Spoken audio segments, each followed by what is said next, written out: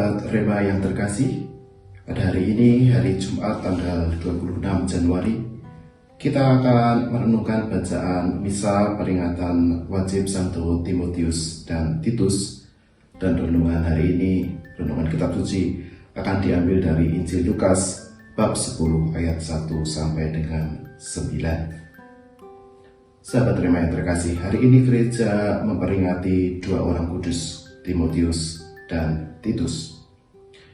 Dua orang ini termasuk jajaran orang-orang yang mendapat surat dari Paulus yang tercantum di dalam Perjanjian Baru, dan mereka adalah murid-murid atau juga rekan sekerja dari Paulus. Timotius dan Titus dan para murid Paulus yang lain menjadi generasi pertama para murid yang tidak lagi mengenal Yesus secara pribadi. Jadi menjadi generasi ketiga kekristenan. Yang pertama adalah Yesus sendiri tentu saja, kemudian para murid Yesus sedang langsung mengalami dia, dan akhirnya para murid dari murid Yesus ini. Timotius dan Titus menjadi sebuah tonggak dan lambang bahwa gereja adalah gereja yang hidup dan berkembang. Kematian Yesus di kayu salib, kemartiran para rasul dan para murid yang pertama tidak mematikan gereja, karena mereka yang telah dianiaya melalui penyaliban dan kemartiran mempunyai murid-murid yang selanjutnya. Generasi ketiga murid-murid Yesus ini diwakili oleh Timotius dan Titus menjadi tunas yang tumbuh dari akar Kristus dan para rasul. Tunas itu tumbuh menjadi pohon yang besar dengan segala cabang dan rantingnya. Dan sampai hari ini pun kita melihat bahwa gereja terus bertumbuh. Namun, pertumbuhan gereja membutuhkan juga keterbukaan hati terhadap panggilan Tuhan. Semua orang pada dasarnya terpanggil untuk menerima warisan dan mewariskan sabda bahagia kerajaan Allah. Namun, semuanya tidak berjalan otomatis begitu saja.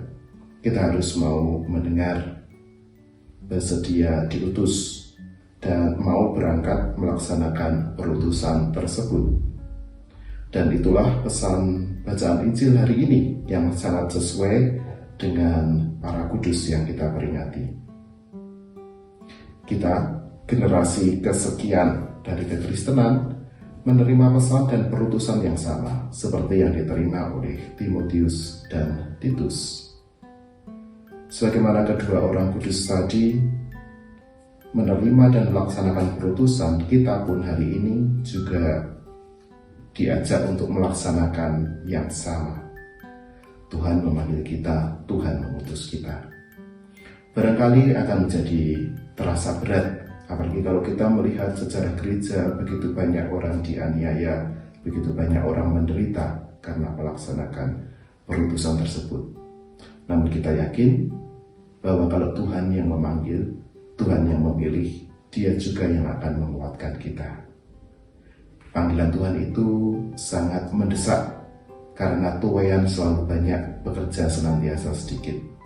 Kalau kita berani menanggapi panggilan itu, berani menanggapi kemendesakan itu, Tuhan sendiri yang akan memampukan kita dengan rahmat-Nya. Sahabat Rema yang terkasih, semoga Allah senantiasa memberkati panggilan dan perutusan kita. Semoga Tuhan senantiasa memberkati keluarga kita, dalam nama Bapa dan Putra dan Roh Kudus. Amin. Keluarga Kudus Nazaret, doakanlah kami. Amin.